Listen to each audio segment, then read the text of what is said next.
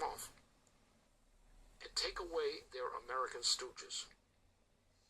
Without their American stooges today, they don't have anything.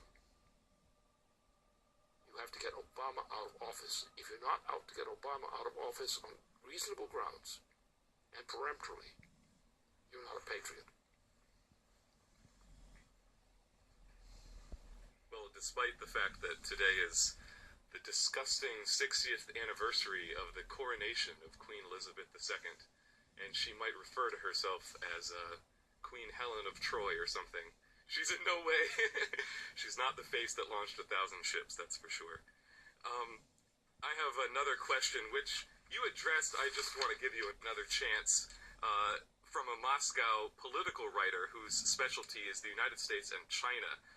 He says, recently, Henry Kissinger visited Moscow for talks with our Prime Minister Vladimir Putin. My information is that the visit was initiated from the Russian side, showing that our government wants to keep talking not only with the present U.S. administration. My question is, do you see any possible silver lining if Mitt Romney becomes president? Absolutely not. I can assure you of that. I've had occasion to look at his background, his machinery, his apparatus. I wouldn't like to give them a passport to enter the United States, let alone the presidency. So we don't have any, there are many Republicans out there, probably as many as Democrats, who are not insane. Some of them are very good people. But when it comes to getting a party organized, the kind of fascist thing that goes through many Republican circles is such, I don't think we want that party dominated by them in charge. It's not that the Republicans are bad in themselves, but the whole organization is dominated by a force which is not good. What we have left is the Clintons' past position, in the sense that anything that would work would probably work around Bill Clinton. And because he's the most friendly of the people of that type from that standpoint. But he's not doing that right now. He's backed down. So I'm the only one of that Democratic type around who understands the presidency and who would be, but I'm too old. I know the game, I know how to do it, but I'm too old to do it. I can only do what I'm doing now. And sometimes the strain gets a little bit tough on me. I mean, I'm almost 90, you know. I'm in good shape for 90, and will be in good shape for 90 for a long time to come, probably. Unless somebody aborts that, says something like that. But no, the point is, we can develop a team around a Democratic presidency, which could be developed. But we can't do it without getting rid of Obama. This nation will not survive unless we get rid of Obama. And the British, with Obama as their tool in place, the British can trigger the thermonuclear war which they want to have happen. And they've got it under control. And our politicians are so cowardly. Our Democrats are so damn cowardly. They don't understand warriors. We're no longer a generation of warriors, and we've been killed by Vietnam and other things from a nation of warriors who could be warriors when needed. They don't have the guts anymore. They don't have the guts to qualify as senator or something like that anymore. Because they whimper. They don't realize that when you put yourself on the line, as a soldier does in war, or as a politician must do, a leading politician must do in the United States, he must put himself online. That job is not his. The job is his mission. And if he loses, it's all right if he's performed his mission. And if his mission succeeded. But this idea, well, I don't want to take a chance of losing my career. That's not a patriot. And the problem is we have members of the Senate, members of the House, and especially the Senate is most important in this respect, who do not have that kind of courage. They're not eligible for combat. They'll lose the war to avoid the combat. And that's what we're getting in the case of our politicians now. Our Democratic leadership is disgusting, precisely this reason. They will not stand up and say, I'm a soldier in this war, for our nation. I'm a representative. I'm a leader in our nation. My job is to be on the front lines and make sure it happens. They say, no, it would risk my career. And if you throw away your purpose, where the hell is your career? I guess it's old geezers like me who don't have a problem with that.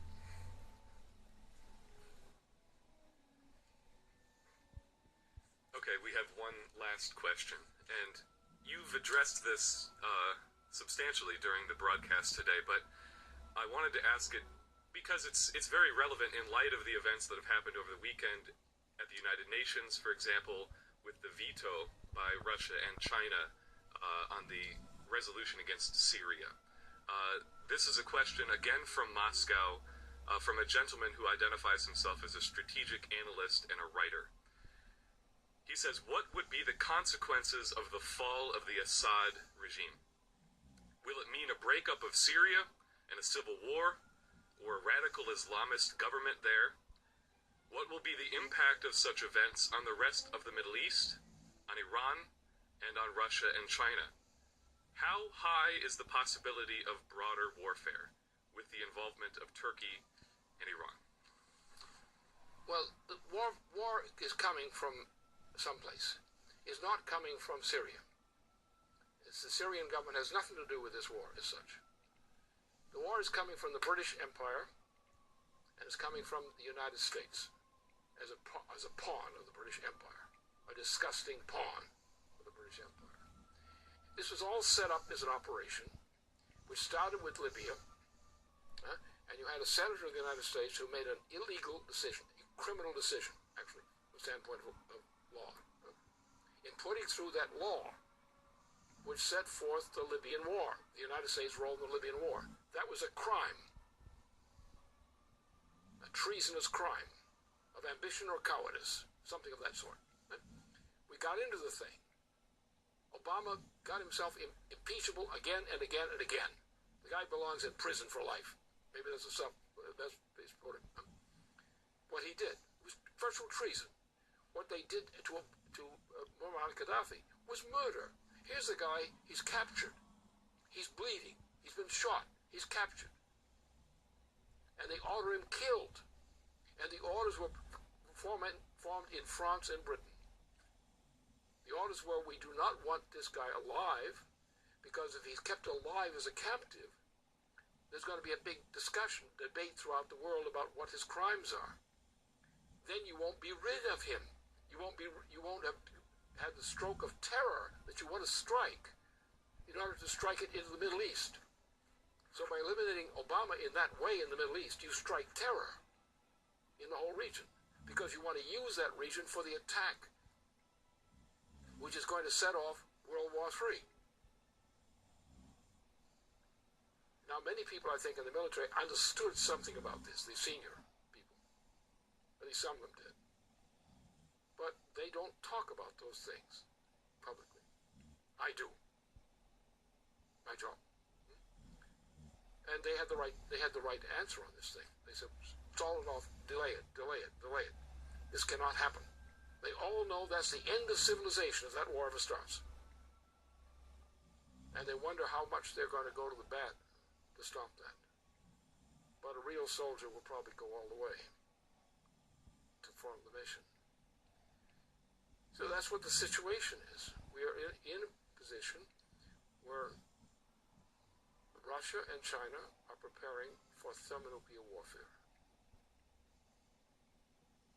That's what I know is there. That's what they know is there. And only if we prevent the United States under Obama from being induced to have a surprise attack, which is conditioned by using the Israeli funk there. He's an idiot, an absolute idiot. But he's a British pawn. He's nothing but a British pawn. They use him to get Israel to drop something on Iran, which will start the whole chain reaction. And they wanted this chain reaction in Syria, a chain reaction in Iran to go together. Now, the purpose of the war is to start the war. Now that goes inherently to a strategic conflict with Russia and other countries, and China.